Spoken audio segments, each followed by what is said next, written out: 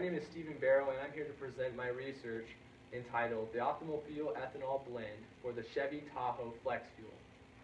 The presentation is going to follow the following outline, which is first present the objective of the research, followed by the introduction of principles of marginal benefit to adding ethanol to fuel.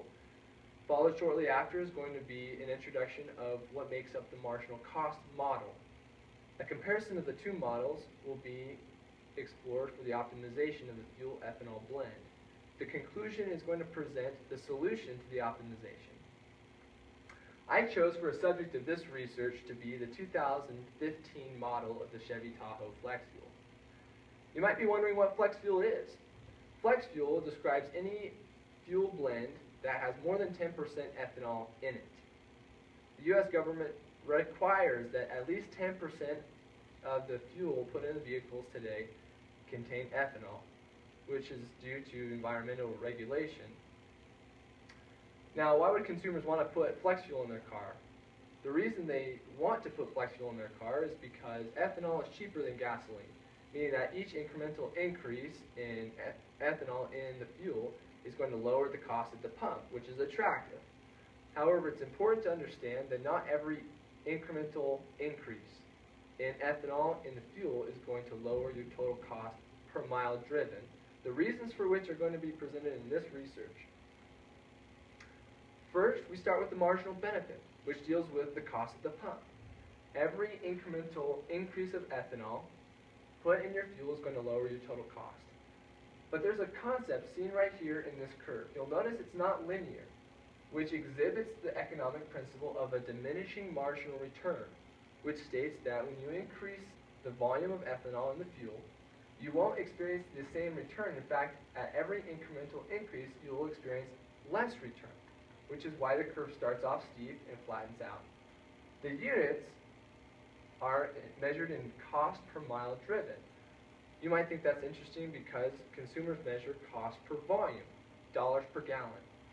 However, when comparing the benefits of ethanol in the fuel to the true cost, you need to compare the cost per mile driven because that reflects the true value of the fuel in your vehicle. How far can you get on one tank of gas? When looking at the marginal cost model, you understand what makes up the marginal cost.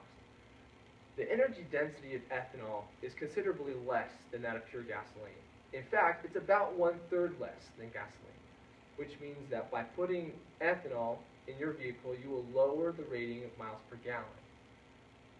We need to quantify this rating of miles per gallon and to convert it into a dollar cost. That way we can be comparing similar concepts, similar to comparing apples to apples when comparing what the benefit is to the cost. By taking the reduction in miles per gallon rating and turning it into dollars per mile, you'll see that the curve looks like it does in this figure.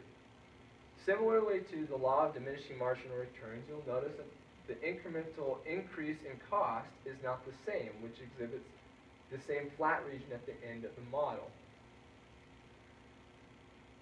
The usefulness of the two models, the benefit and the cost model, really sees its value in the optimization.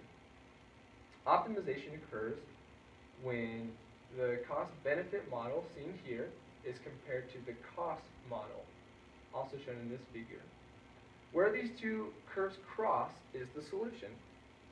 You'll notice that there are two solutions, one about 46% ethanol and one at about 90% ethanol.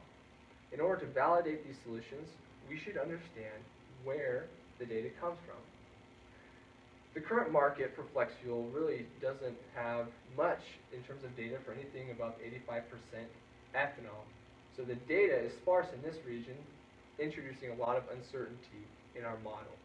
It's safe to say, due to the uncertainty, that this solution is not valid, and so we turn to the middle solution. The data in this region of the model here is much more plentiful because the market supports fuel ethanol blends anywhere between 10 and 85% ethanol.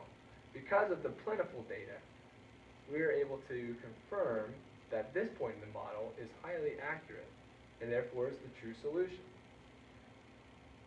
We can therefore conclude that the optimal solution for the consumer, representing the absolute lowest cost per mile driven is to put a fuel ethanol blend of 46% ethanol and 54% gasoline.